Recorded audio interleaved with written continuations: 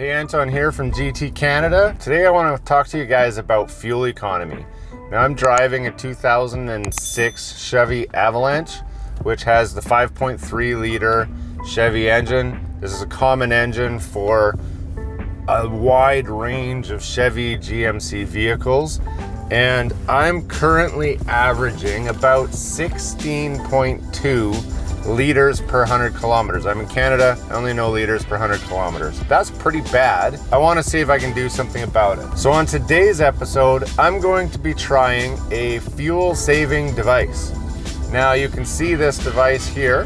What it claims to do is connect up to through your OBD2 sensor. It will save you fuel. It seems like magic, it seems like trickery. Spoiler alert, I have watched a video from a different individual who had the same fuel saving device as what I have here now.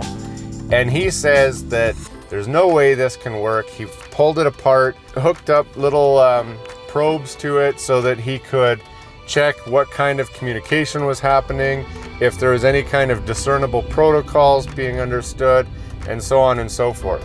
And he concluded that the device did not work. Now, secondary spoiler alert, I have actually been using this device in my wife's Mercedes for over a year now, and I believe that it is working. And so I want to try it on camera with you guys to see if it works on my GMC. So here you can see my computer is reporting that we are averaging right now 16.2 liters per 100 kilometers.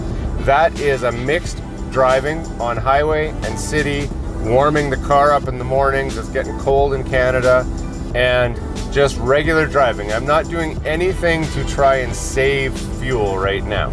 So what I'm gonna do, I'm going to plug in the device, and then I'm going to drive it for a month and see if the computer reads a lower number, and if it does, how much lower.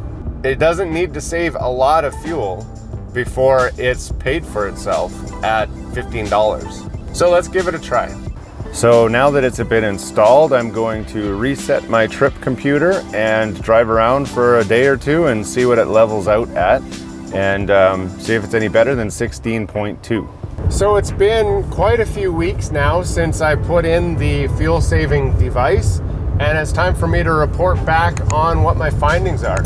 So initially, after a couple weeks of driving around with the device in, I did start saving fuel. As you know, I was averaging about just over 16 liters per 100 kilometers before putting it in. And when I was done, after I drove for a few weeks, I was averaging 14.6, and it wasn't too bad.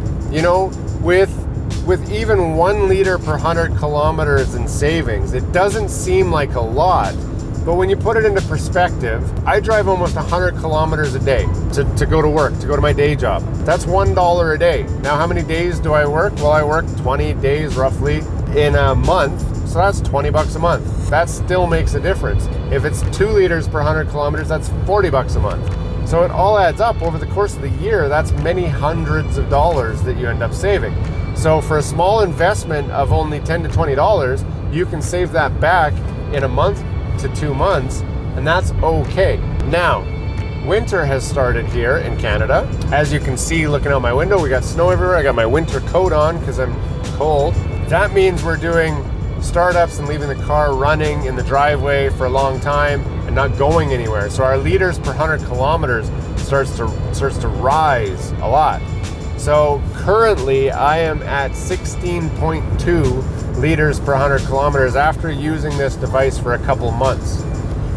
It's tough to say if that means it's working then or not working, because I've had the car starting and sitting and warming and idling a lot for the last 3 weeks at least. So I would say overall the device seems to be working. It's not a night and day difference, and I wouldn't expect that. But if you want to toss $20 at something to give it a try, it does seem to have made a difference. Just to kind of preface that statement, I drive most of the time with cruise control on, I drive with a heavy foot. I have not changed my driving habits at all. A lot of times with devices like this, guys will game them a bit. They'll not be as hard on the gas as they used to be and whatever to try and show a savings. I haven't been doing that. I haven't been trying to make this better than it is. I thought that it might fail, and I was hoping to be able to report back and say, yeah, this thing sucks, don't buy it. Or it's great, buy it. And I can't say either of those things. What I can say is it seems to be doing something.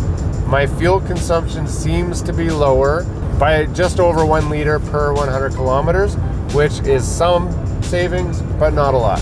So hopefully that helps you in deciding if you want to get one of these or not. I'm going to be doing another video of me actually doing a fuel saving tune on this car, where I actually plug in a proper programmer and tune the car properly to get actual fuel savings, which I know works. So if you're not subscribed to the channel, do that below. Hit the bell so when this video drops, you'll be able to see that comparison and how much better it gets. I wanted to do this first just to test it and see if it's any good, and then go and do what I know works and show that difference. So I hope this video helped you out. Be sure to check out some of the other videos here, and we'll see you again.